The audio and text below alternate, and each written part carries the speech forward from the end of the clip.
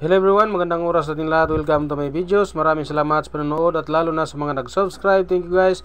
At kung bago ka pa lang dito sa aking videos, huwag kalimutan mag-like, comment, share, and subscribe para updated ka sa aking mga bagong upload na mga videos na mayroong magagandang kasaysayan at halaga tungkol sa ating mga barya. Ito yung 5 cents guys ng Singapore. Mayroong year siya na 1986, ribbon of word. So bago tayo magpunta guys sa kanyang selling online, tapusin muna natin ang kanyang features guys dahil napaka-importante na malaman natin ang kanyang komposisyon at ang kanyang status tungkol dito sa ating 5 cent ng Singapore. So ang kanyang features guys, issuer is Singapore, period Republic 1965, type standard circulation coin, ang year 1985 hanggang 1991, value 5 centavos or 5 cents. Sa Pilipinas guys is 2 pesos and 9 centavos. Currency dollar 1967 ang kanyang date. Composition aluminum bronze. May timbang siya na 1.56 grams. Ang kanyang diameter is 16.75 mm. Ang thickness is 1.22 mm. Ang shape is round. Technique mild. Orientation middle alignment. Number A number 2701. Reference number KM number 50. Show number 40. At ito ang kanyang overs guys.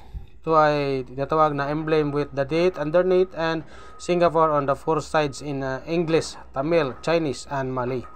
Lettering Singapore, Singapore words. 1988, Singapore. Translation Singapore, Singapore, Singapore. 1988, Singapore. Translation, yan ang translation natin guys. So ang engraver ito guys ay si Christopher Ironside. So ito ang kanyang reverse guys, a fruit salad plant. Ang binomial name nito ay Monstera deliciosa with denomination in words above and 5 numeral below. Lettering 5 cents. Engraver si Christopher Ironside. Edge is redid. Mint Singapore mint or Singapore. So ang ating 1986 guys, meron lang siyang 29%. Meron siya example na 15,480,000 kanyang example. So meron siyang extra fine guys na 12 pesos. About uncirculated is 15 pesos. Uncirculated is 25 pesos.